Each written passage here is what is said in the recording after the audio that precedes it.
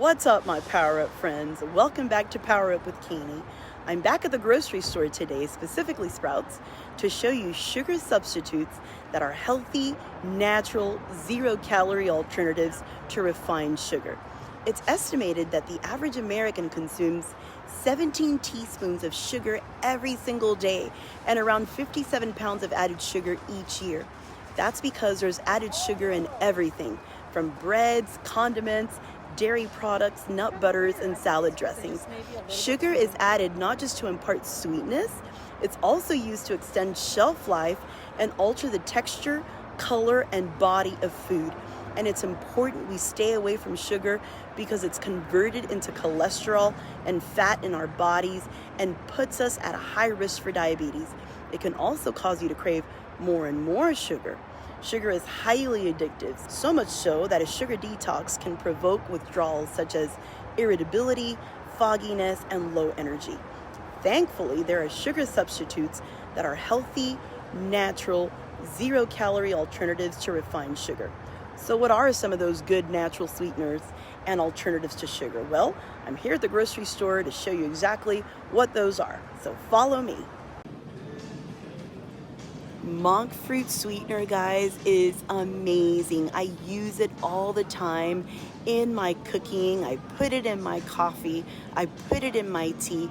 And monk fruit is a plant native to China that produces a melon-like fruit with sweet compounds called magrosides, which are 100 to 250 times sweeter than sugar. And magrosides are non-nutritive, meaning that they do not contain any calories. Magrosides are not sugar molecules, so they can be used as a sweetener without causing spikes in blood glucose levels. And that makes monk fruit one of the best zero-calorie sweeteners with added antioxidant benefits. And here's a pro tip. Just be sure to read your labels and avoid using blends that contain added ingredients like corn sugar, which is genetically modified. It's perfectly okay to use monk fruit with erythritol like you see here. It's perfectly okay. Erythritol is often combined with monk fruit to make it a 1-to-1 cane sugar ratio replacement for cooking and baking. Just make sure the package says non-GMO like this one does, and you will be good to go.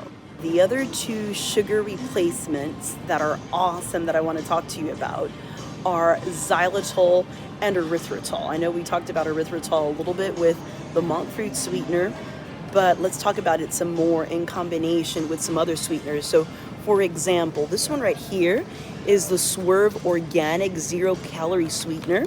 And if you look at the back, it says organic erythritol and organic monk fruit extract. So this is a great option as well.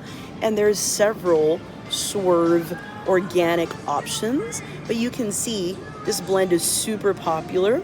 Organic erythritol and organic monk fruit extract. Erythritol is a sweetener that is processed from plant fibers like birch and berries. And erythritol has very few calories and no carbohydrates. And that eliminates the risk of raising blood sugar. And therefore, this makes erythritol a great option for diabetics and those who are on the keto diet. Some of these sweeteners are derived from corn husks, and this could imply inherent GMOs, causing gastric problems to some users. This is why it's important that you read the label to make sure that you're selecting the xylitol and the erythritol sweetener that is non-GMO. And it should say non-GMO on the package, like this one does right here. So one of my favorite is Stevia. You can see it here. Stevia is native to South America, and it's been used there for hundreds of years to support healthy blood sugar levels and prompt weight loss. And if you didn't know, it's stevioside in the leaf that makes it more than 200 times as sweet as sugar. And it's available, as you can see here, in liquid drops, in packets, and in baking blends too. Stevia has 0 calories, 0 carbohydrates, and none of the unhealthy side effects of artificial sweeteners. Some people when they have stevia, experience a slight metallic aftertaste. And if that's been your experience, try a different brand that's higher in stevia so you don't get that effect. And you also have to read the labels carefully to know what you're getting, since some stevia products contain actual sugar. So for example, stevia in the raw has dextrose in it, and that's actual sugar. So stay away from that. But stevia that has erythritol is absolutely a-okay. So let me show you an example here. If you read these ingredients, it says organic erythritol, organic stevia. So this is a great example of a stevia blend with erythritol. Stevia, erythritol, and monk fruit sweeteners are typically the top sugar substitutes recommended for diabetics and people following a ketogenic diet. So now let me give you some pro tips for staying away from sugars when selecting food items at the store. You're going to look for both added sugars as well as total sugars in the nutrition label. And take into consideration that many packaged foods contain both naturally occurring sugars as well as added sugars. Total sugars include sugars naturally present in many foods and beverages, such as milk and fruit. Total sugars also include any added sugars that may be included in the product during processing, such as sucrose or dextrose. For most Americans, the main source of added sugars are sugar-sweetened beverages, baked goods, desserts, and sweets. But sugar is also lurking in everything from breads to condiments, dairy products, and even salad dressings. Take a look at this salad dressing, for example. The serving size is 2 tablespoons, and if you look at the ingredients, the second ingredient is cane sugar, and total sugars for those 2 tablespoons is 6 grams. And of those 6 grams, all of them are added sugars. So that means that is this cane sugar that was added during processing. Most of us do not have just 2 tablespoons of a serving when we have our salad dressing. Most of us will have double or triple that. So that could be up to 18 added grams of sugar in our salad. So this is what I mean by sugar is lurking everywhere. So it's super important to read the nutrition facts and the ingredients. All right, my friends, I want to show you another example. So on keto, we love using dark chocolate chips to cook all of the time because we know that cacao has no sugar and chocolate is made sweet by the sugar that's added. So if you look at these mini chips right here, they say semi-sweet, and you might be tempted to just grab that. But if you look at the ingredients, guys, it says cane sugar, unsweetened chocolate, and then cacao butter. So that cane sugar gives us a whopping total sugars 7 grams. And of course, all of those are added sugars in just 1 tablespoon.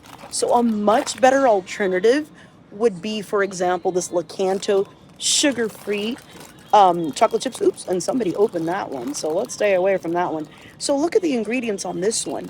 It just says chocolate liquor, erythritol, tapioca fiber, cacao butter, sunflower lectin, salt, natural flavors, and monk fruit extract.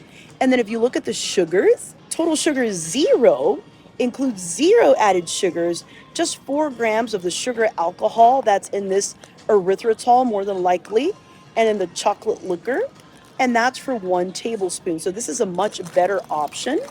And for example, this one right here is a much better option as well, the Lily's dark chocolate baking chips, because if you look at the ingredients, again, it's unsweetened chocolate, erythritol, fiber, sunflower lectin, vanilla extract, and stevia extract.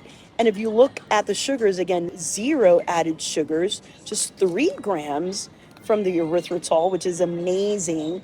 And that's for about 60 chocolate chips. So awesome. This would be my preferred option. Actually, this one and this one are great options. It's crucial to look at the ingredient list and read all the nutrition information on the facts label to make the most informed decisions.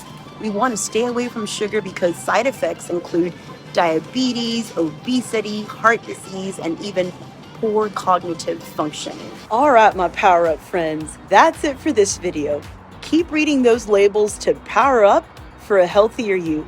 For more health education videos like this one, healthy and delicious recipes, and short content ideas and nuggets, hit that subscribe button and don't forget to hit the little bell icon so you are notified each time I share a video. Also, share this video with family and friends who you know have embarked on a healthy eating journey. I post every week to help you power up and become a healthier you. Bye until next time.